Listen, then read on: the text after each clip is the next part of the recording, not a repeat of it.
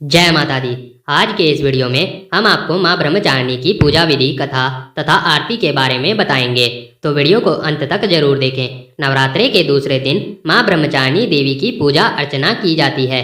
ब्रह्मचारिणी शब्द का अर्थ है तप की चारिणी, अर्थात तप का आचरण करने वाली माँ। मान्यता है कि माँ ब्रह्मचारिणी भक्तों को अनंत फल देने वाली देवी हैं। माँ ब्रह्मचारिणी की कृपा से सिद्धि की प्राप्ति होती है। उनकी उपासना से मनुष्य में तप, त्याग, वैराग्य, सदाचार और संयम की वृद्धि होती है। माता ब्रह्मचारिणी का स्वरूप। माता ब्रह्मचारिणी का रूप पूर्ण ज्योतिर्मय और अत्यंत भव्य है। माता के दाएं हाथ में जप की माला है और बाएं हाथ में यह कमंडल धारण किए हैं।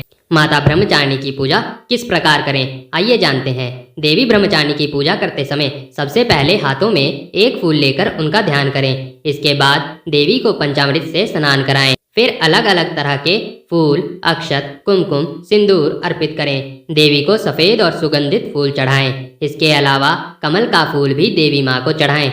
इसके बाद माता ब्रह्मचारिणी को प्रसाद चढ़ाएं और आचमन करवाएं। प्रसाद के बाद पान सुपारी भेंट करें और प्रदक्षिणा करें, यानी 3 बार अपनी ही जगह पर खड़े होकर घूमें। प्रदक्षिणा के बाद घी व कपूर मिलाकर देवी की आरती करें। इन सब के बाद क्षमा प्रार्थना करें और प्रसाद बांट दें। आइए अब जानते हैं माँ ब्रह्मचारिणी के पसंद के भोग। देवी माँ ब्रह्मचारिणी को गुड़हल और कमल का फूल बेहद पसंद है और इसलिए इनकी पूजा के दौरान इन्हीं फूलों को देवी माँ के चरणों में अर्पित करें।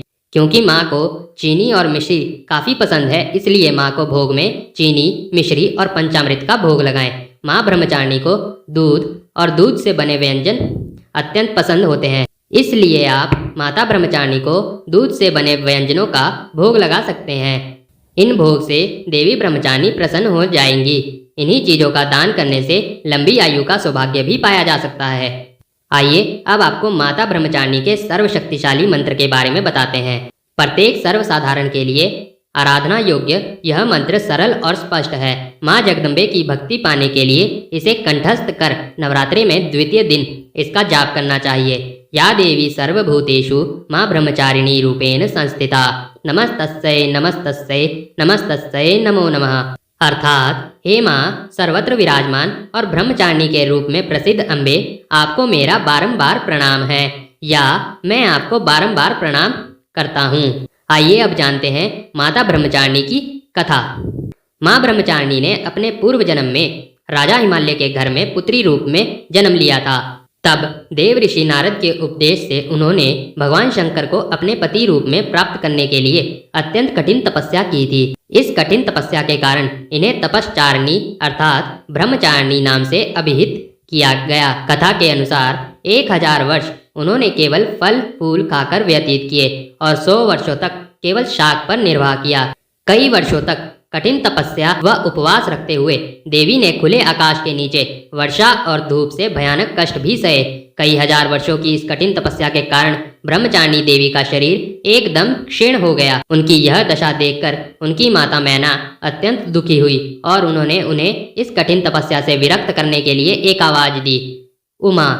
तब से देवी ब्रह्मचारिणी का एक नाम उमा भी पड़ गया। उनकी इस तपस्या से तीनों लोकों में हाहाकार मच गया।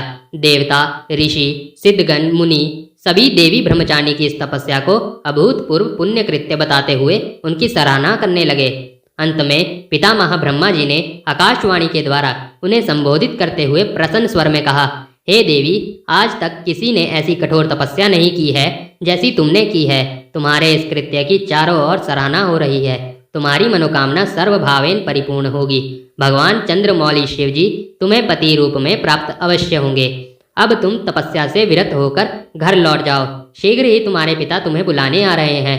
इसके बाद माता घर लौट आईं और कुछ दिनों बाद ब्रह्मा जी के लेख अनुसार उनका विवाह महादेव शिव के साथ हो गया। तो दोस्तों, आशा करता हूँ आप सभी को माँ ब्रह्मचारिणी से जुड़ा यह वीडियो पसंद आया होगा। इसलिए कमेंट में माँ ब्रह्मचारिणी का जयकारा जरूर लगाएं। वीडियो को लाइक करें तथा वीडियो को अपने प्रियजनों के साथ शेयर करें और ऐसी ही अन्य जानकारियों के लिए हमारे चैनल को सब्सक्राइब करें तथा हमारे अन्य वीडियो भी जरूर देखें। धन्यवाद।